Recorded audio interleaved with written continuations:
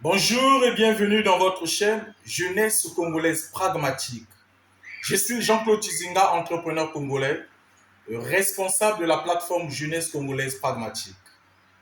Comme d'hab, aujourd'hui nous allons vous présenter notre sujet de ce samedi, la responsabilité de la jeunesse congolaise pragmatique face à l'engagement, à la responsabilité des dates fixées par la note de service numéro 174 bar MEPSA tab-DEC, fixant les dates des examens d'État et des concours. Alors, chers Congolais, cette jeunesse pragmatique, cette jeunesse excellente, l'État nous a fixé les dates portant des examens d'État. Donc, l'État a fixé les dates des examens d'État.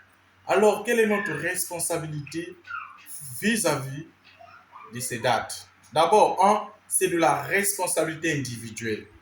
L'examen se prépare dès le premier jour de la rentrée. Nombreux d'entre vous, et je peux le certifier, ne sont pas prêts à date. Mais logiquement parlant, les examens se préparent dès le premier jour de la rentrée. Est-ce que vous avez été prêts dès le premier jour? Il y a de ceux qui préparent même leurs examens d'État depuis la période des vacances, sachant que la rentrée c'est en octobre, juillet, août, septembre. La personne se prépare déjà pour son prochain bac, son prochain BPC, son prochain C. Qu'en est-il de vous, vous qui me suivez, chers Congolais, chers jeunesse pragmatique? Vous avez également une responsabilité collective. C'est quoi la responsabilité collective? Entre élèves, enseignants et responsables administratifs. Le respect des programmes de cours.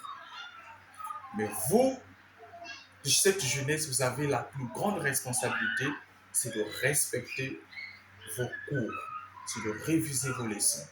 Nous sommes à la fin du deuxième trimestre. Le troisième trimestre, ce sont des formalités. Tout se joue au premier et deuxième trimestre. Le troisième trimestre, ce sont des formalités, des révisions. Chère jeunesse pragmatique, inutilement que vous mettiez à tricher le jour J. Votre avenir, c'est maintenant que vous le préparez. C'est maintenant que vous vous engagez à la responsabilité individuelle, la révision de vos cours, le travail collectif. Le jour J, vous n'aurez pas à solliciter un féticheur pour entrer dans votre salle. Et quand je parle du féticheur, quelqu'un qui a déjà satisfait au bac il y a longtemps, plus de 5, 10 ans, plus 20, voire 20, pour venir composer à votre place. Et je tire également l'attention des parents congolais. Vous avez également une responsabilité vis-à-vis des examens d'État. Vous devez au contraire pousser vos enfants à l'éducation, à l'apprentissage, à la responsabilité. Au lieu d'aller acheter un examen à votre enfant, poussez l'enfant à la responsabilité, au travail.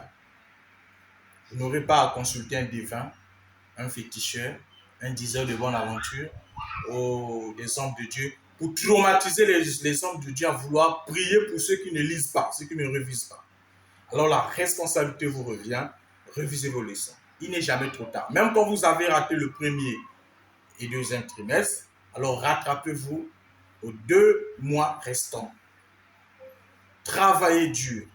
Consultez des amis qui peuvent mieux faire que vous. Vous n'aurez pas à pleurer le jour J. Vous n'aurez pas à tricher. Cette jeunesse responsable ne peut pas tricher, ne peut pas demander. Cette jeunesse responsable et devant son avenir, devant sa réussite, prend en main ses responsabilités. Alors, je lance cet appel, partagez cette vidéo, commentez, likez et pourquoi pas revenez dans votre bon sens de cette jeunesse pragmatique, cette jeunesse qui va prendre la relève demain, pour assurer les responsabilités de l'État. Pour être meilleur dans la société, c'est maintenant que vous devez prendre des responsabilités en main. Le CEP, le BPC, les bacs techniques et générales, peu importe, prenez en main vos responsabilités et demain sera meilleur. Je vous aime bien, partagez et faites large diffusion. Revenez dans votre bon sens d'une jeunesse congolaise pragmatique qui ne peut pas traîner à la tricherie. qui ne peut pas traîner à demander une question, mais qui respecte les surveillants établis dans des salles. Au lieu de prendre l'argent, mettre dans un sac, préparer. Il y a même des parents qui donnent de l'argent aux enfants. Les 50 000 francs, c'est pour donner aux surveillants. C'est de la corruption, chers parents. C'est la même chose que vous achetez à l'enfant le bac. C'est la même chose. Quand vous donnez à l'enfant de l'argent pour aller corrompre les surveillants, c'est de la corruption, c'est de la tricherie et c'est de l'irresponsabilité. Je vous remercie et on se dit à très bientôt dans une nouvelle édition de notre chaîne Jeunesse Congolaise Pragmatique. Au revoir et bon week-end à tous.